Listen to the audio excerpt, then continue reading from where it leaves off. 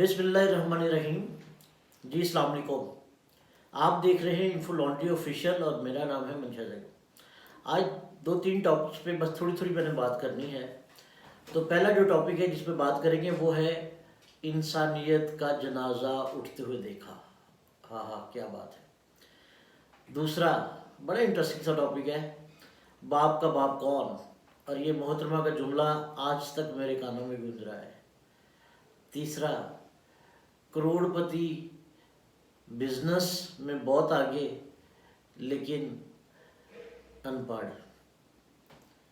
जवाब क्या है उनका कि वो कहते हैं हम तो अनपढ़ हैं इसलिए कुछ नहीं कर सकते। खैर, इस पे बात करूँगा मैं। और चौथा जो है, ईरान के आयतुल्ला खमीनी साहब से एक मुलाकात का अहवाल। तो ये चार टॉपिक्स हैं। इंसानियत बेसिकली एक एहसास का नाम है, और इंसान के अंदर जब एहसास खत्म हो जाता है तो बाकी चीज़ें, उसकी रूह जो है वो तकरीबन मर जाती है। तो एहसास जो है, इंसान का इंसान से मोहब्बत का रिश्ता जो है वो एहसास की वजह से है। किसी को हम तकलीफ़ में देखते हैं तो हमारे अंदर एहसास पैदा होता है, हम उससे हमदर्दी करते हैं। तो जब ये एहसास इंसान के दिल से निकल जाए तो इंसान का दिल पत्थर की तरह हो जाता है। तो दोस्तों, अगर एहसास नहीं तो इंसान तो नहीं हुआ। मैं जिक्र करना चाह रहा हूँ यहाँ पे, कल की बात है, आप लोगों ने देखा होगा क्योंकि तमाम टीवी चैनल ने तकरीबन उसको कवर किया, उस खबर को, कि इमरान रियाज खान साहब अदालत में अपनी प्री अरेस्ट बेल के लिए गए, और ज़ाहिर उनके साथ उनके वकला भी थे और बहुत सारे लोग भी थे। और वहाँ पे एक सहाफ़ी ने उनसे सवाल पूछा। अब सहाफ़ी का जो सवाल पूछना है ये तो उसका राइट है, इसको तो हम बिल्कुल गलत कह ही नहीं सकते। और जहाँ पे जो है एक्सप्रेशन जो है, आप अपने जो है वो एक्सप्रेस कर सकते हैं, तो उसमें कोई हर्ज नहीं है। ठीक है, मतलब इस चीज़ की आज़ादी हमें, फ्रीडम ऑफ एक्सप्रेशन की।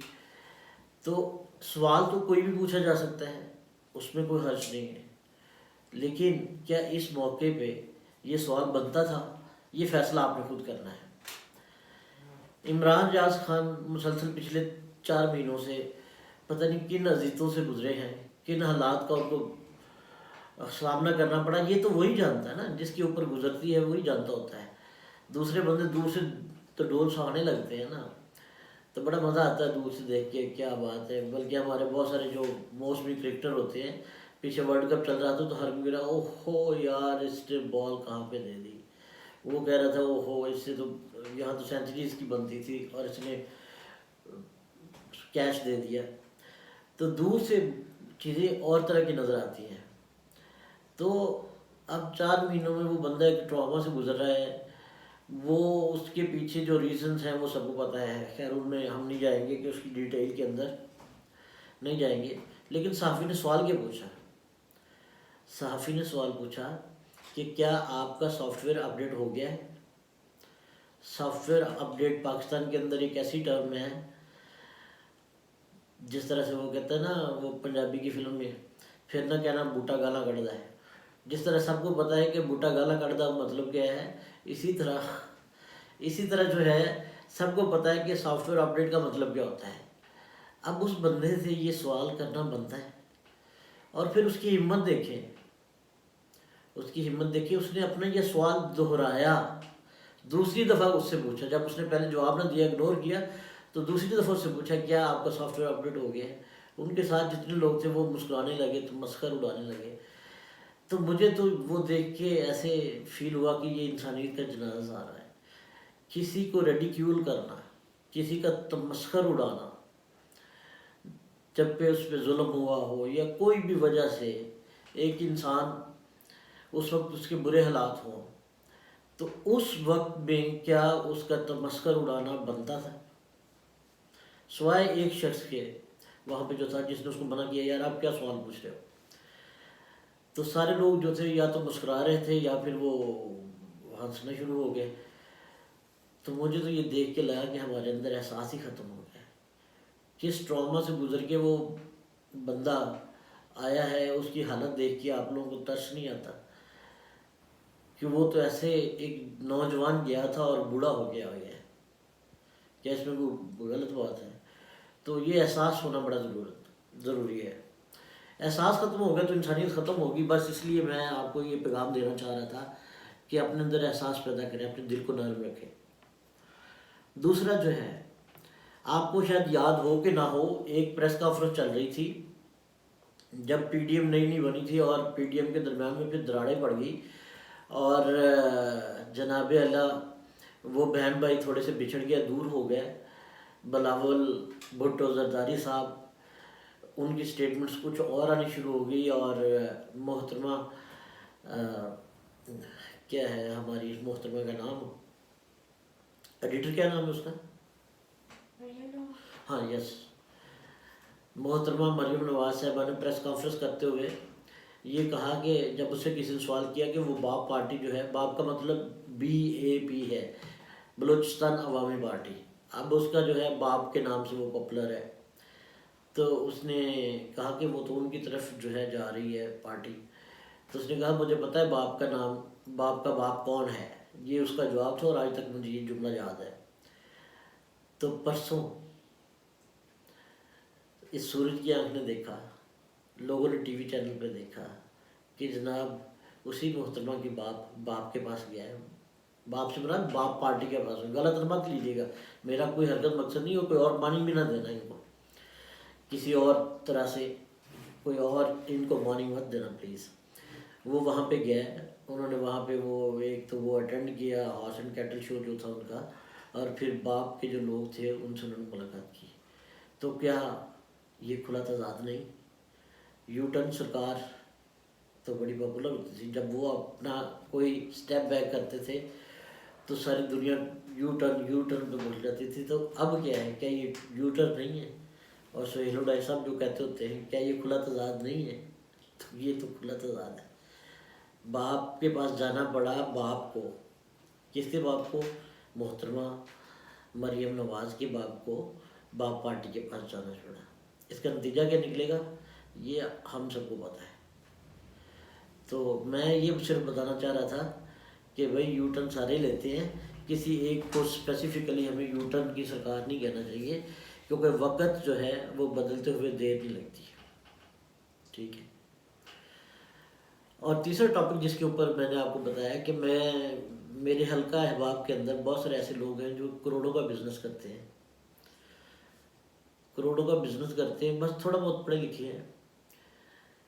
تو اب نئی ٹیکنالوجی جیسے جیسے آتی جا رہی ہے، وہ اس ٹیکنالوجی پہ بھی ان کا عبور ہے. موبائل کے اندر سے کس طرح سے واٹس ایپ کرنا ہے، ای میل کیسے بھیجنا ہے، یہ سارا کچھ سیکھ لیا.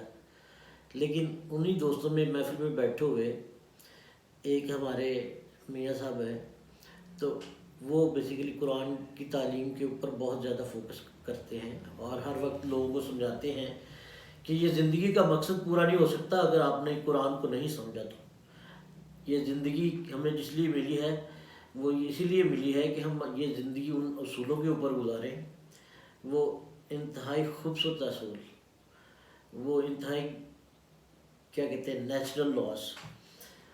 تو وہاں پہ ان کا جواب بڑا عجیب و غریب ہوتا ہے. وہ کہتے ہیں یار ہم تو ان پڑھ سے لوگ ہیں، ہمیں تو کرنا نہیں، ہمیں تو سمجھ نہیں آتی، ہم سے تو پڑھا نہیں جاتا. تو کل انہوں نے بڑا خوبصورت جملہ کہا. انہوں نے کہا کروڑوں کا حساب لگاتے ہوئے تو آپ فنگر ٹپس پہ کر لیتے ہیں، اور اس کے لیے آپ کہتے ہو کہ اس بہانے کے پیچھے چھپ جاتے ہو کہ جناب ہم ان پڑھ ہیں. تو اس کے لیے محنت، کیونکہ آپ جہاں سے پیسے آتے ہیں اس کے لیے تو محنت کر کے ساری چیزیں ٹیکل کر لیتے ہو، بزنس پورے کو سنبھال لیتے ہو. تو بات میرے دل کو لگی، اور میں نے سوچا کہ آپ لوگوں کے ساتھ بھی شیئر کروں کہ واقعی زندگی کا مقصد پورا نہیں ہوتا اگر قرآن کو سمجھے بغیر ہم یہاں سے چلے جائیں، اس دنیا سے ہم رخصت ہو جائیں. اور اللہ نے جو اپنا سب سے بڑی نعمت، اللہ تعالیٰ کی سب سے بڑی نعمت ڈیوائن بک جو اللہ تعالیٰ نے ہمیں عطا کی ہے، جو کہ خود ایک معجزہ ہے، وہ آپ سے باتیں کرتا ہے.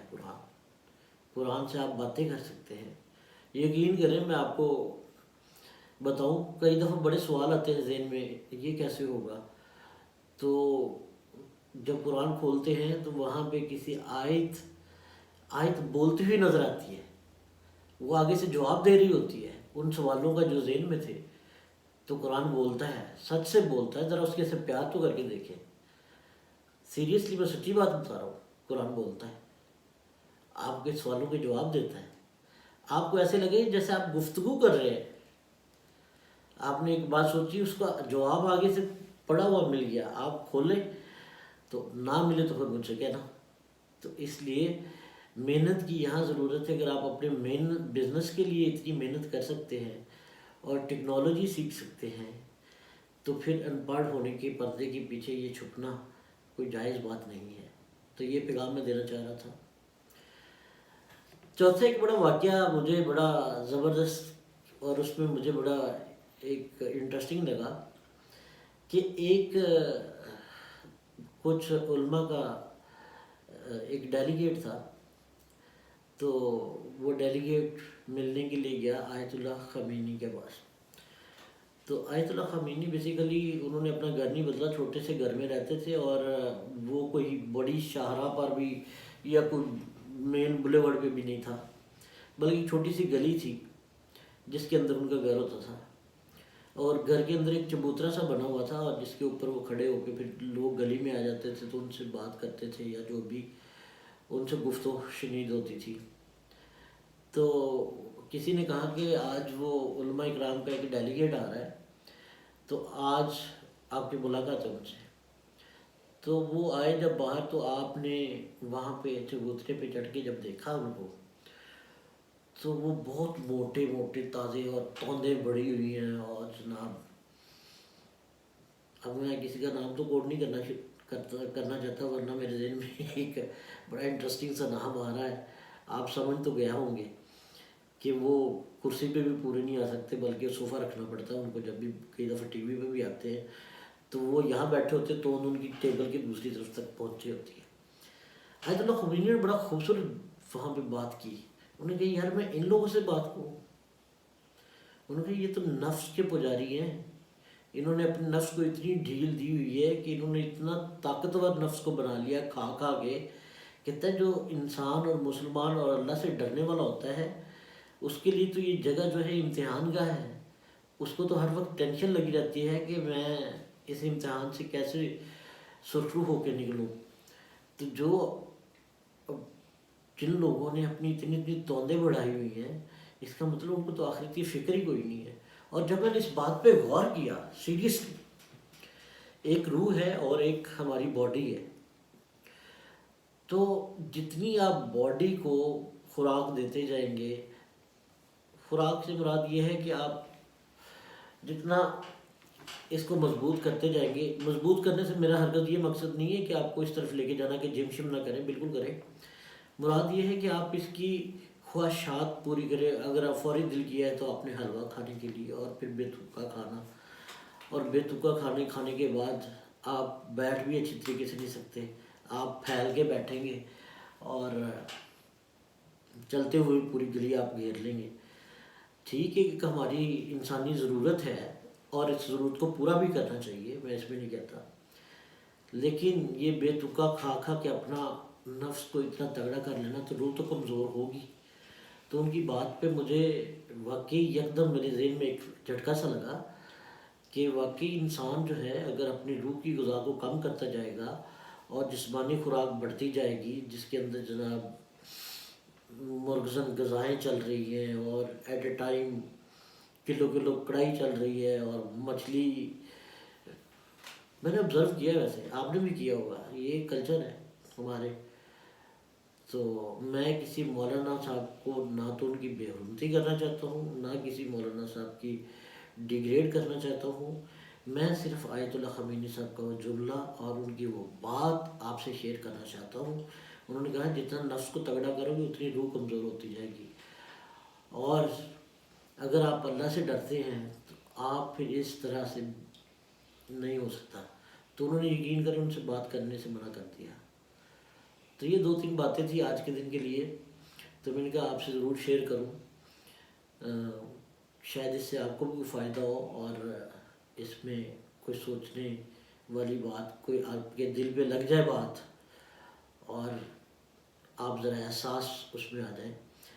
آخر میں ریکویسٹ کروں گا کہ یار پچھلی 4-5 دنوں سے میں ریکویسٹ کر رہا ہوں، کوئی مانتا ہی نہیں ہے یار۔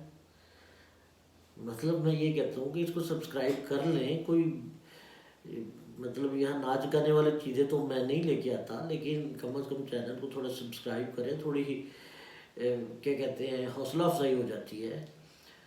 تو دے دیے کرو سبسکرپشن، کون سے پیسے لگتے ہیں یار۔ تو مہربانی آپ کی، اگر آپ سبسکرائب کر لیں گے تو، نہیں کریں گے تو میں آپ کے کیا کر سکتا ہوں۔ آپ آزاد شہری، آزاد ملک کے حقیقی آزادی والا نعرہ، تو پھر خیر وہ تو اس کی بات نہیں ہم کریں گے۔ لے جی، اس کے ساتھ ہی بہت شکریہ آپ کا، اور جیتے رہیں، خوش رہیں اور موجیں مارتے رہیں۔ اللہ حافظ۔